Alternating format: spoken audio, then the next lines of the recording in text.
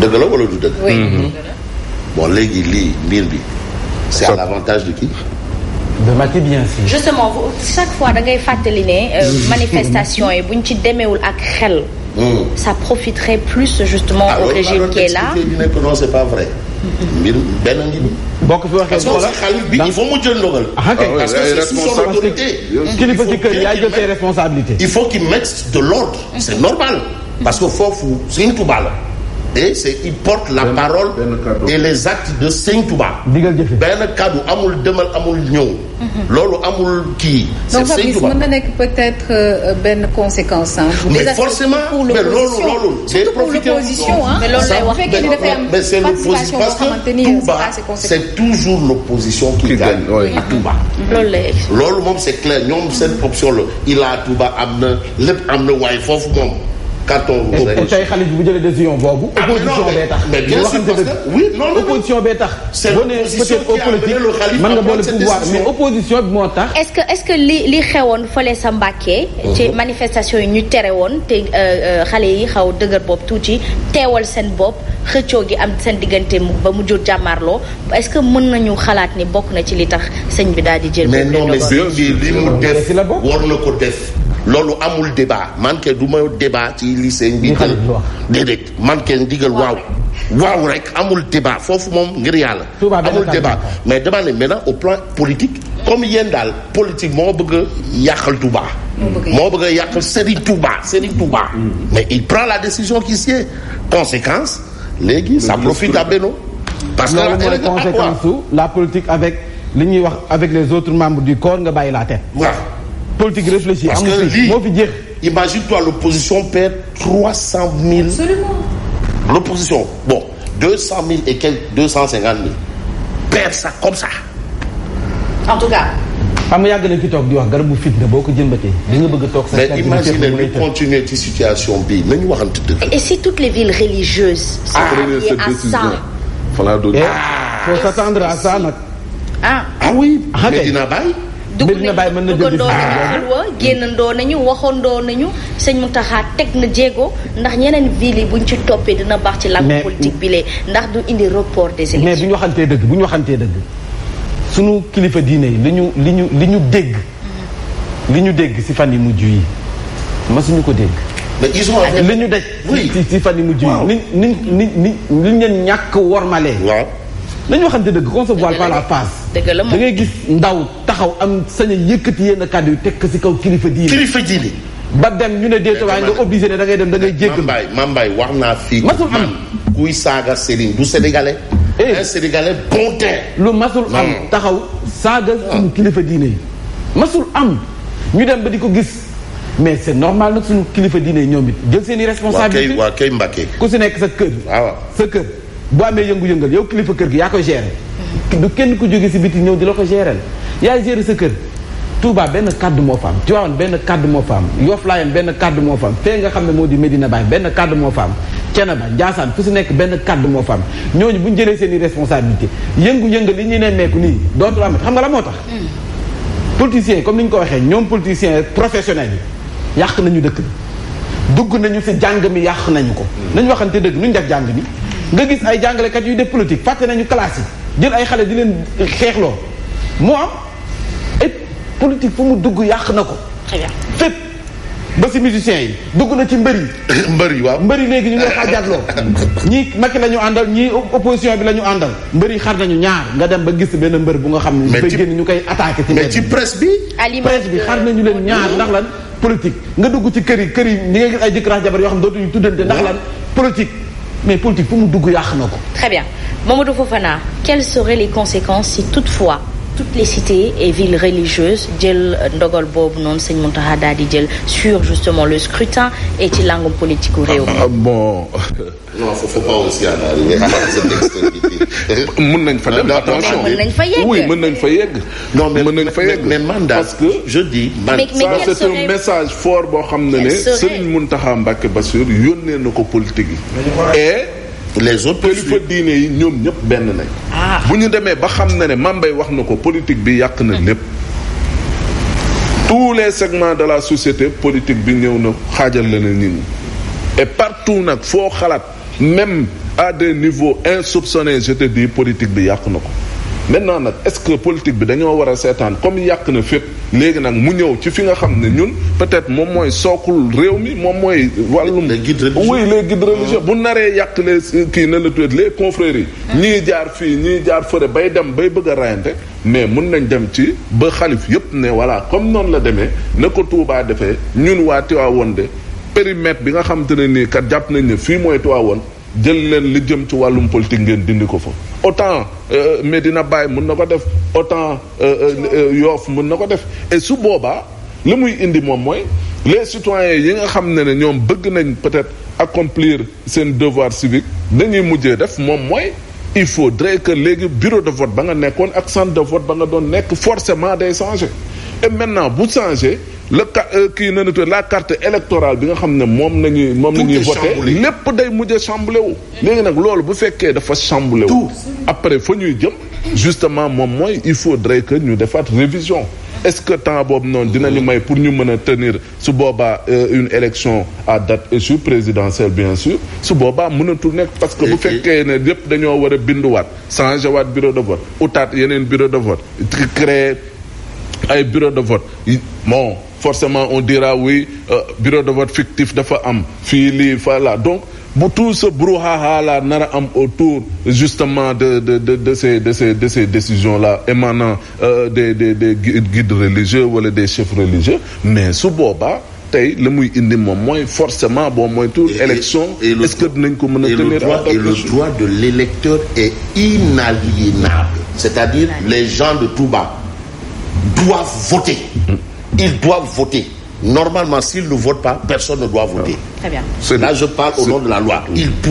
Les électeurs doivent voter. Donc là, il y a un problème. Donc, li ni mel suscité waat na ñu toogaat waxtaan. C'est un problème politique, c'est-à-dire opposition moo ci perte. 300 000 voix nga perte ko nii parce que là aussi faire tout ça là. mais nag ci kaw bu fekkee ne organiser gu ñu élection mais bu ñu organiser élection cela ne veut pas dire que opposition day perte ces gens là yi nga xam te ni ñi ngi jàppale opposition mun nañ même bu doon ba c'est à 50 kilomètres de Touba où il faudra se rendre pour voter mais ils y iront ça c'est sûr. En tout cas am nañu élection c'est parce que point boobu réglé nañ ko. il faut d'abord régler oui parce que électeurs yi nekk Touba c'est la conséquence oui yow en tant qu'électeur sa droit la aussi nga dem voté ji donc point boobu c'est parce que dañu koy régler ba pare nga doo ko mën a dem élection. est-ce qu'ils seront prêts est-ce qu'ils pourront le faire 6 mois moo des de. dama ne. 6 mois moo il reste que 6 mois. il reste que 6 mois ana peut-être ñu régler ko ci dialogue bi rek. En tout cas, Bougane Gueye Dany. Oui, il faudra l'inclure, c'est un nouveau point. C'est ce que Et pour l'instant, c'est le seul point. En tout cas, mon décision bi la. Mais on aimerait vraiment avoir une réaction de Bougane. Comme lui, il a été le dernier à faire le tour des sites religieux, savoir un peu... Bon, bref, les journaux en font leur chou gras ce matin, mais là, vraiment, c'est une décision lourde de conséquences. Justement, mon Bougane Gueye Dany ci ay kàddoom nee na le président Macky Sall n'a pas dit toute la vérité aux chefs religieux. Quelles sont ces vérités selon vous?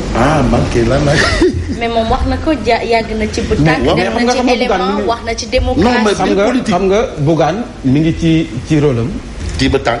comme Macky ni mu nekkee ci rôle am. xam nga initié na fi tibb tànk Macky. loolu umpul kenn. tiiñal Macky itam également initié na ko fi woon lii ci logique boobu la nekk maanaam tiiñal Macky moom en tant que opposant dafa gis ne fii réew mi toll te yàgg na ko wax te am na ñu bëri ñu ko wax mooy caabi jàmm ji mi ngi si loxo président Macky Sall et loolu c'est une vérité. non c'est clair kenn dindi.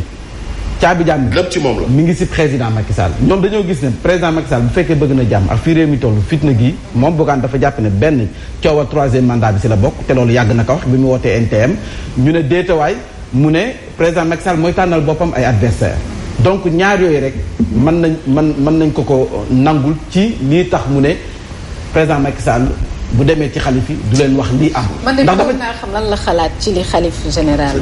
jël ci dogal naa waaw. moom murid digal jëfee na. dëgg yàlla. c'est ça donc moom ñoom Bougane bu ñu ko politique bien sûr. xam nga moom peut-être bu ñaari points yooyu rek jàpp ne bu ñu ko réglé woon kon fitna gi du am. bu réglé woon 3e candidature bi nga xam ne coow bari na coow ci dëkk bi également moom mu jàpp ne peut-être procès Ousmane Sonko bi dañ bëgg éliminer benn candidat bu nga xam ne nii déclaré te mu mënoon dem 2024 ñaari yooyu points yooyu fekkoon rek la nañ ko kon coow du am loolu moo tax mu ne Macky bu mu demee ci xalifa du leen wax li am du leen wax ne sama problème ak mar sénégalais yi mooy 3e candidature bi du leen wax ne sama problème mar sénégalais yi mooy damay éliminer adversaire dafay dem wax leen peut-être moom yóbbu message am moom président Macky Sall mais Bougane bu demee danaan leen mais wax ji du loolu wax ji mooy 3e candidature déglu ko ba pare na bàyyi ku bëgg bokk ci li nga xam ne moom mooy présidentielle yi loolu rek lañ mën a jàppee ne peut-être moo tax Bougane wax li mu wax pour l'instant ba fi ñu toll nii on peut retenir un fait clair échauffourée bi ngay gis ay cours bi ñuy yàq ay université bi ñuy tout ça pourrait profiter à Benno en tout Benno cas ngi ni Touba et report certainement yaa ko wax de certainement non li gars yi di bañ mën na bañ a am rapport aussi donc mais comme mën na am non oui mën na am comme mais ça y ressemble beaucoup oui maintenant il faudra attirer le pas ci naka il faudrait aller vers la délocalisation justement du bureau de vote yi nga xam ne moo amoon à Touba yëpp ñu instaurer leen nu mu gën a gaawee et puis ñu recomposer le truc mais liggéey ba ci une élection c'est le coût de la démocratie c'est le coût de la démocratie mais bu ñu waxante dëgg rek état moom bëgg tëgg élection mais opposition bi xam nañ ne ni ñuy def nii day tax ñu dàq élection non bu ko bëggee tëgg il y a le dialogue il y a ça qu'il faut régler ça on pourrait l'inclure dans le dialogue le temps de sortir les conclusions du dialogue et de voir les imperfections et autres ça prend du temps. mën nañu ko bëgg ci terme de. en tout cas jusque là on a une administration ci wàllum élection boo xam ne dañoo xarañ. et ça il faut le reconnaître. quelles que soient les péripéties quelles que soient les difficultés tey jii nii am nañ toute l'expérience et l'expertise tu me diras pour mën a régler le cas de Touba très rapidement et je ne crois pas que ça peut entacher justement sur la tenue du scrutin. Merci beaucoup pour les commentaires. Il est 7h, c'est-à-dire jusque là. Oui. On ne peut pas envisager autre chose qu'au-delà de la décision qui vient d'être prise. Oui. Très bien. Oui. Maintenant, les perspectives, on attend de voir. Wait and see. Ouais. aywa. On s'attend quand même à ce que certains acteurs politiques dem am waxtaan bu am solo. jéggalu wax ko jéggalu tuub seen taxawaay. bon jéggalu entre autres mais waxtaan itam. ci politique tuub ci seen taxawaay. C'est une décision. Maintenant, ce qui va venir après, on ne sait pas. On espère que ça se règle. Je voudrais me permettre d'abuser de plus de ton temps. Bismillah. jox ma sama temps. Si. ku nekk ak temps bi béykat bi wax temps bi. Si. xool leen ci temps bi. alors maire bu Notto nag lii mooy wan ne kon sénégalais yi matinal bi la ñu tàmm bu ñu yeewoo faw ñu jël seen dose matinale maire bu Notto ñu koy nuyu Notto Guy xam moo fa nekk ba léegi wala en tout cas mi ngi rafetlu wax na ci Touba nag lu am solo waaw wax na ci lu am solo. moom it mi ngi ñuy suivre moom it mi ngi ñuy suivre ci façon am donc du ma tudd tur bi mais nuyu bu baax la dugg ci le ministre des forces armées. ñu koy nuyu bu baax. Sali borom tissu yi. waaye yooyu jàng ñuy teewlu. borom tissu yi nga xam ne wax non madame Tounkara ba koy nuyu bu baax kooku il faut ñu koy nuyu. bàyyi laay sama cousin borom Thiès ñu koy nuyu bu baax dem maa ngi woon Thiès. Jibi si mu ngi lay nuyu. Orefondé waaw. léegi borom Tëngéej la. bul dof de laa la kuli Bali sama bàjjen Hélène Ndiaye mu leen di nuyu bu baax ayca mën nañ njëkk si kaw turbine bi yow après maa ngi ñëw tontu la. wax nga dëgg de buñ ko délocaliser de dafay firnde ne kon ñooñu ñëpp dinañ dem vote ci compte mais amul benn problème yooyu ñëw après ñu continuer sunu waxtaan ñu yegg ci kaw turbine bi gannaaw na ba ma bëggee ku si nekk ñaanal sama umpaañ bi nga xam ne juróomi atam mi ngi nii nekk